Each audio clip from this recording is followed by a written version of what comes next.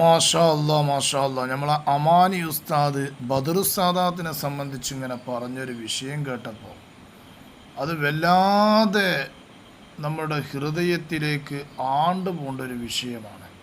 പക്ഷേ കുരുവട്ടൂരികൾ ഇത് കേട്ട് കഴിഞ്ഞാൽ ഓൽക്കപ്പോഴും ഒരു പുകയക്കാരൻ കേട്ടോ. ഓലക്കഥ അങ്ങനെയാണ്, അത്രേ ഉള്ളൂ. അതുകൊണ്ട് അത് നമ്മൾ നോക്കണ്ട.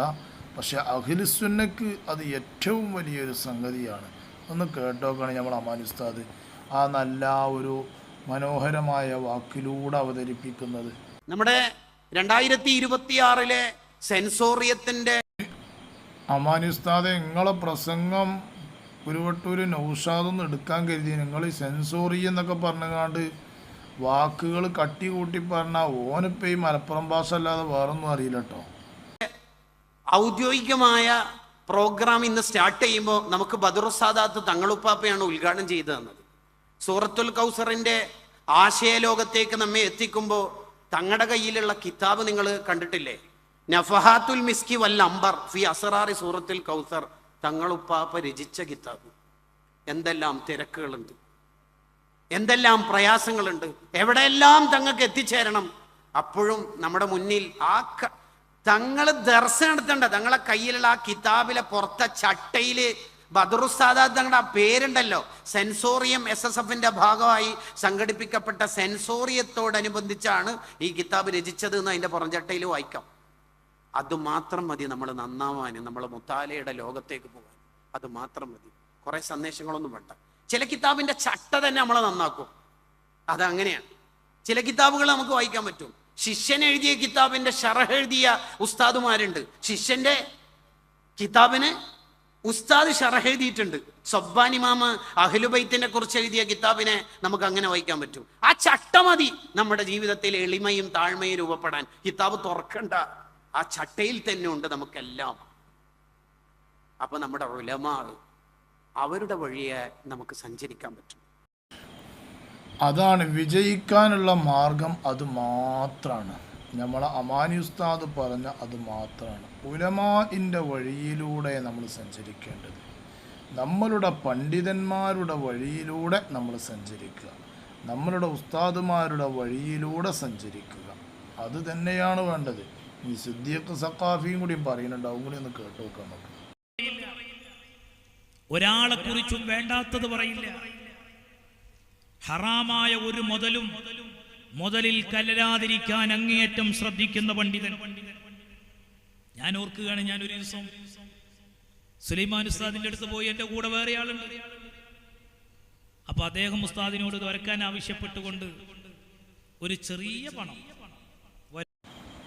സുലൈമാൻ ഉസ്താദിനെ സംബന്ധിച്ചായി പറയുന്നത്. അഥവാ നമ്മളെ കുരുവട്ടൂരിൽ ഏറ്റവും വലിയ വായാടിയായ നൗഷാദ് ഉണ്ടല്ലോ, ആ നൗഷാദിനെ A മുതൽ Z വരെ പഠിപ്പിച്ച സുലൈമാൻ ഉസ്താദിനെ സംബന്ധിച്ചാണ് ഈ പറയുന്നത്. വലുതൊന്നുമല്ല, ഒരു കൂലിപ്പണിക്കാരനായ ഒരു സാധുവായ മനുഷ്യൻ ഒരു ചെറിയ പൈസ ഉസ്താദിന്റെ കയ്യിൽ ദ്വരക്കിന്ന് പറഞ്ഞു കൊടുത്തപ്പോ ഉടനെ ഉസ്താദ് ചോദിക്കുന്ന ചോദ്യം, അനക്കെന്താ പണിയുന്ന?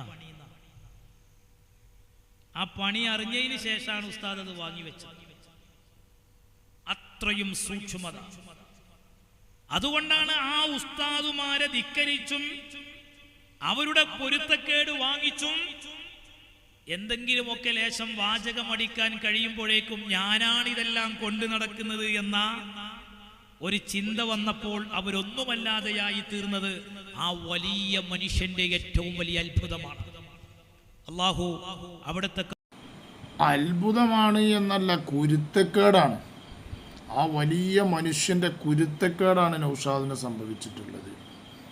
നൗഷാദ് എന്താ സംഭവം എന്ന് വെച്ചാൽ, നൗഷാദിന് കേടെന്താ അറിയോ?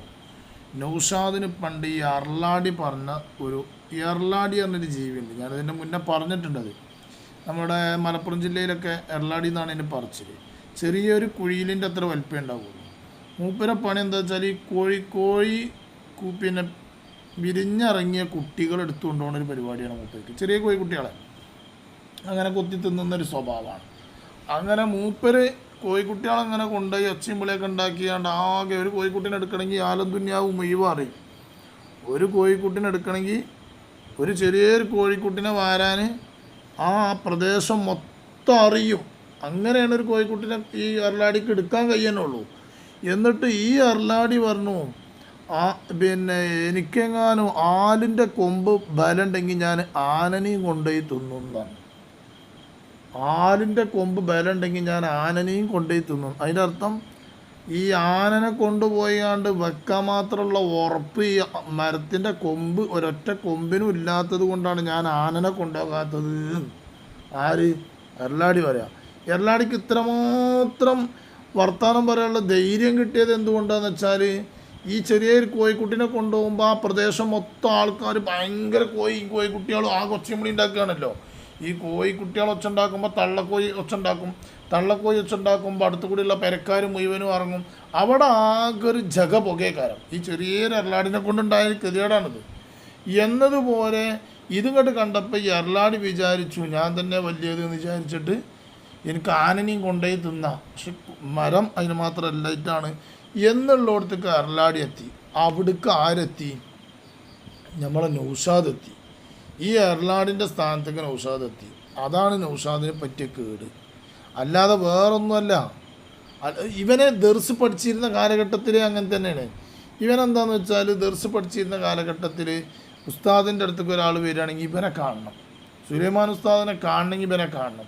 എന്നിട്ട് കണ്ടു കഴിഞ്ഞാലോ ഇവൻ എന്തെങ്കിലുമൊക്കെ പറഞ്ഞ് തട്ടുത്തരം പറഞ്ഞു. ഇവന് എല്ലായിടത്തും ഒരു ഒരു ഒരു മറു ചിന്തക്കാരന്. അങ്ങനെ നമ്മളെ സംഘടനയിൽ പ്രസംഗിക്കാൻ വന്നപ്പോഴും അങ്ങനെ തന്നെ ആയിരുന്നു. സംഘടനയിൽ പ്രസംഗിക്കുമ്പോഴും ഇവന് പല രൂപത്തിലായിരുന്നു, പല എന്തൊക്കെയോ ഒരു സ്വഭാവം.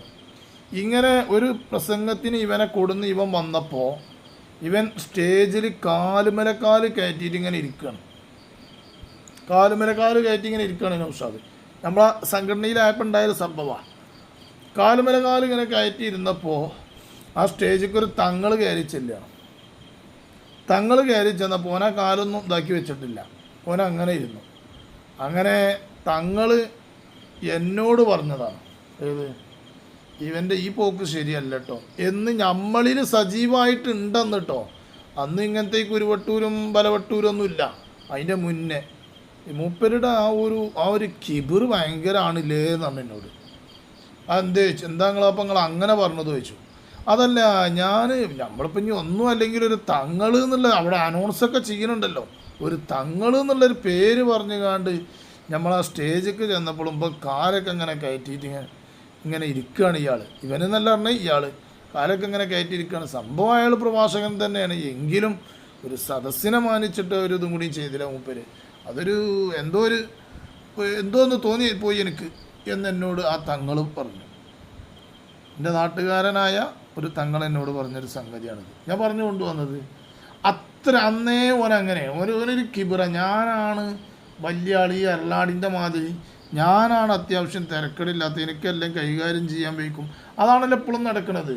ഇപ്പോഴും നോക്കി നിങ്ങൾ, ഇവന് പിന്നെ ഓരോ പണ്ഡിതന്മാരും പ്രസംഗിച്ച് കഴിഞ്ഞാൽ വേഗം ഇവൻ ആ കിതാബ് എടുത്തിട്ട് ആ കിതാബിന് വേറെ അർത്ഥം വെക്കുക, വേറെ എന്തെങ്കിലും പറയാം. ഇപ്പം ഹാരിസ് മദനി ആ വിഷയങ്ങൾ ഓരോന്നും ഇവനെ കഷ്ടം പെട്ടി കൊടുക്കുമ്പോൾ ഇവൻ എന്ത് ചെയ്യുക, അതെടുത്തിട്ട് വേറെ കോലത്തിൻ്റെ അർത്ഥം വെക്കുക. ഇവനെ മാത്രമേ അറിയുള്ളൂ എന്നാണ് ഇവൻ്റെ പൂതിയെ. വേറുള്ളവരൊക്കെ ഒരു പൊട്ടന്മാരാണ് എന്നാണ് ഇവൻ കാട്ടിക്കൂട്ടുന്ന എല്ലാവർക്കും മനസ്സിലാവുന്നുണ്ട്. എല്ലാത്തൊരു മൊയന്ത്. അങ്ങനെ എല്ലാ ഇടങ്ങളിലും ഇവൻ്റെ കൈകാര്യം ചെയ്യൽ ഇങ്ങനെ ആയിരുന്നു എന്നാണ് പറഞ്ഞത്. ഇപ്പോൾ അവൻ ഏതായാലും അങ്ങനത്തെ ഒരു കിബിറിൻ്റെ ഏറ്റവും വലിയ എസൻസൊക്കെ ചെന്നപ്പോൾ പിന്നെ അക്ബറിൽ കവായി കിബിർ ഓൻ തന്നെ ആയല്ലോ, വലിയ കിബിർ ഓൻ തന്നെ ആയല്ലോ. ഏതായാലും വല്ലാത്തൊരു സംഭവം തന്നെയാണ്. നമ്മുടെ കേരളത്തിൽ നമ്മുടെ മജ്‌ലിസുകൾ ഇവിടെ വർഷങ്ങളായി നടക്കുകയാണ്. അതിന്റെ ഒന്നാമത്തെ സദസ്സ് മുതൽ ഈ നിമിഷം വരെയുള്ള ഓരോ മജ്‌ലിസുകളും പരിശോധിച്ചാൽ അറിയാം, നമ്മൾ ഒന്നിലായ ഹസൻ ഉസ്താദും നമ്മുടെ മറ്റു ഉസ്താദുമാരൊക്കെ സംസാരിച്ചുകൊണ്ടിരിക്കുന്ന കാര്യം പരിശുദ്ധ ദീനുമായി ബന്ധപ്പെട്ട വിഷയങ്ങളാണ്. അതുതന്നെ കാലഘട്ടം പോറ്റുന്ന സ്വഹാബുൽ വക്തുകളായ മശായിഖന്മാരുടെ നിർദ്ദേശത്തിലായി.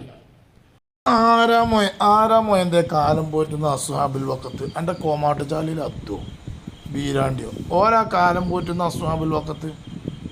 ചെങ്ങായി തോത്തിലിടുന്ന പോത്തിനെ വരെ പോറ്റാൻ പറ്റാത്ത, അല്ലെങ്കിൽ ഇതുപോലെ തന്നെ പശുവിനെ വരെ പോറ്റാൻ പറ്റാത്ത ഓരോ കാലം പോറ്റുന്ന അസ്ഹാബുൽ വക്കത്ത് തേങ്ങട മൂടാ. ഇതെൻ്റെ പണിയൊക്കെ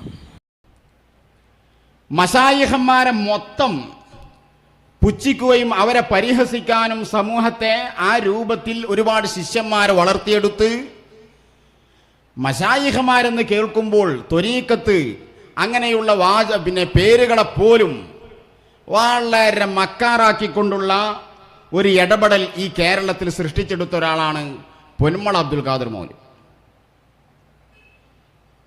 ഇവരുണ്ടാക്കുന്ന ഈ ബലാ ചെറുതല്ല. ഇവൻ പറയുന്ന കേൾക്കണില്ല നിങ്ങൾ? എന്താ ഇവൻ്റെ ഒക്കെ ഏറ്റവും വലിയ പണ്ഡിതൻ കേരളത്തിൽ ആരാച്ച ഓലെ പോയിട്ട് ഇങ്ങോട്ട് പിടിക്കുക. ഈ മൊയന്തൊക്കെ എവിടെ ഒരു പള്ളിയില്ല, ഒരു മദ്രസയിലും നിൽക്കണില്ല, ഒരു പള്ളിയിലും നിൽക്കണില്ല, ഒരു ഇമാമത്തിൽ. കാരണം സ്വന്തമായിട്ട് പള്ളിയൊന്നുമില്ല. മറ്റുള്ള സമസ്തക്കാരോ ഏപ്പിക്കാരോ ഈക്കാരോ എവിടെയും പള്ളിയിൽ നിർത്തൂലല്ലോ. എന്നിട്ട് ഇങ്ങനെ ഇപ്പോൾ പശുവിനെ നടത്തുകയാണ്, ഇപ്പോൾ പശുവിൻ്റെ ഫാം നടത്തുകയാണ്. എന്നിട്ട് അവിടുന്ന് ഇങ്ങോട്ട് വന്നിങ്ങാണ്ട് വളം കളഞ്ഞിങ്ങാണ്ട് ഇങ്ങോട്ട് പറയാണ് നേരെ പണ്ഡിതന്മാരെ. എന്താല്ലേ വല്ലാത്തൊരു കൗമ് തലീ കെട്ടിക്കാണ്ടാണല്ലോ റബ്ബുൽ ആലമീനായ തമ്പുരാനെ ഇവർ ഈ ആലിമീങ്ങളെ പറയണത്. ഇതൊക്കെ ഒരു അവസാന കാലമായിരിക്കും. പല നാടന്മാരും വിളിച്ചുകാണ്ട് എന്താണ് ഇപ്പോൾ ഇതിങ്ങനെ, എന്താ അങ്ങനെ? സത്യത്തിൽ വല്ലാത്തൊരു വേദനയും വിഷമമുണ്ട്. പക്ഷെ നമ്മളിതിങ്ങനെ പറയണത് പറയാതിരിക്കാൻ വയ്യ. കാരണം ജനങ്ങൾ കുറേ ഇങ്ങനെ കേൾക്കുമ്പോൾ ആരെങ്കിലും ഒരാളെങ്കിലും വിശ്വസിച്ചാലോ. അപ്പോൾ ജനങ്ങൾക്കത് ബോധ്യപ്പെടുത്താൻ വേണ്ടിക്കൊണ്ടാണ് നമ്മളൊരു നാടൻ ശൈലിയിൽ കിതാബും ഇബാറത്തൊന്നും വെക്കാതെ നാടൻ ശൈലിയിൽ സംസാരിക്കുന്നത്. മനസ്സിലാക്കണം കൂട്ടരെ, ഈ ടീമിൻ്റെ ഒപ്പം ഒരിക്കലും ഒരാൾ തമാശക്ക് പോലും കൂടരുത്, അതിലൊന്നും പോയി കേൾക്കാനും പോകരുത്. കാരണം വലിയ വലിയ മൂല്യന്മാരാണ് പറയുന്നത്. അവരൊന്നും മൂത്രം ചാടിക്കിടക്കാൻ മാത്രം നമ്മളാരും ആയിട്ടില്ല എന്ന് സ്വയമായിട്ട് ഓരോരുത്തരും മനസ്സിലാക്കുന്നത് നല്ലതാണ്. പൊന്മള ഉസ്താദൊക്കെ ഇന്ന് 4 മദ്ഹബിലും ഫത്വ കൊടുക്കാൻ കഴിവുള്ള ഒരു പണ്ഡിതൻ ഇന്ന് കേരളക്കരയിലുണ്ടെങ്കിൽ അത് പൊന്മള ഉസ്താദാണെന്നുള്ളത് എല്ലാവർക്കും അറിയുന്ന ഒരു കാര്യമാണ്.